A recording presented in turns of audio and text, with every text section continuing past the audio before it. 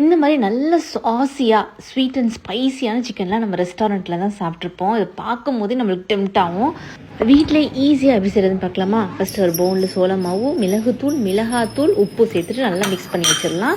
இப்போ இன்னொரு பவுலில் முட்டை, மிளகுத்தூள், மிளகாத்தூள், உப்பு அதே மாதிரி போட்டு பீட் பண்ணி இதையும் தனியாக வச்சிடலாம். அடுத்து சாஸ் ரெடி பண்ணிக்கலாம். அதுக்கு ஒரு ஃப்ரைங் பேனில் ஜாகரி பவுடர், சில்லி ஃப்ளேக்ஸ், நான் வந்து கொச்சுச்சாங் பேஸ்ட் எடுத்திருக்கேன். அது இல்லைன்னா நீங்கள் சில்லி பேஸ்ட் கூட எடுத்துக்கலாம். சோயா சாஸ், வினிகர், தேன், பூண்டை நல்லா பொடிசாக கட் பண்ணி சேர்த்துக்கிட்டு பட்டர், மிளகாத்தூள், நல்லெண்ணெய், 2 டேபிள் ஸ்பூன் தண்ணி சேர்த்துட்டு இதை அப்படியே அடுப்பில் வச்சு நல்லா மிக்ஸ் பண்ணிக்கிட்டே இருங்க. ஸ்லோ ஃப்ளேமில் வச்சு மிக்ஸ் பண்ணுங்கள். நல்லா திக்காக வந்த பிறகு ஆஃப் பண்ணிடலாம். இப்போ இது இருக்கட்டும். இப்போ இந்த சிக்கனை ஈஸியாக மிக்ஸ் பண்ணுறதுக்கு ஒரு சூப்பரான ஐடியா வந்து ஒரு ஜிப்லாக் பேக்கில் அந்த ட்ரை இன்க்ரீடியண்ட்டை மட்டும் போட்டுட்டு சிக்கனையும் நான் வந்து அந்த எக்கில் டிப் பண்ணிவிட்டு அந்த ஜிப்லாக் பேக்லேயே போட்டுடுறேன். சிக்கன் வந்து லெக் பீஸாக தான் எடுத்திருக்கேன். அது ஒரே ஒரு பீஸ் மட்டும் அந்த லெக் பீஸ்க்கு மேலே ஒரு பீஸ் இருக்கும்னா தை பீஸ்ன்னு சொல்லுவோம்னு நினைக்கிறேன், அது எடுத்திருக்கேன்.